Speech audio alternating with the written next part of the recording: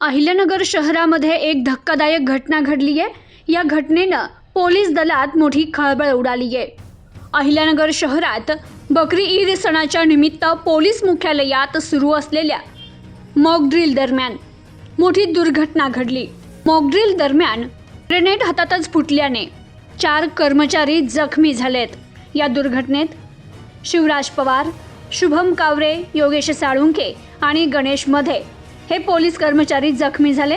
यापैकी शिवराज पवार, शुभम कावरे आणि योगेश साळुंखे हे आरसीपी विभागात कर्मचारी म्हणून कार्यरत आहे, तर गणेश मध्ये हे क्यूआरटी पथकात कार्यरत आहे। अहिल्यानगर शहरात बकरी ईद सणाच्या पार्श्वभूमीवर कायदा सुव्यवस्था अबाधित राहावा, शहरात शांतता ठेवण्यासाठी पोलीस बंदोबस्त आणि आपत्कालीन परिस्थिती हाताळण्यासाठी पोलीस मुख्यालयात प्रशिक्षण सुरू होतं।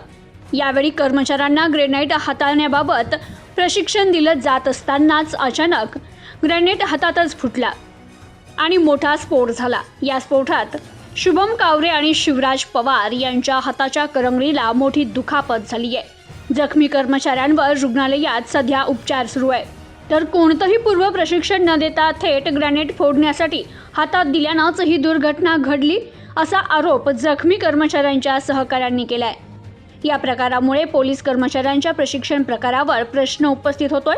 तसेच या घटनेमुळे पोलीस दलात आणि शहरात खळबळ उडाली आहे। Bureau report, news today 24, Ahilyanagar.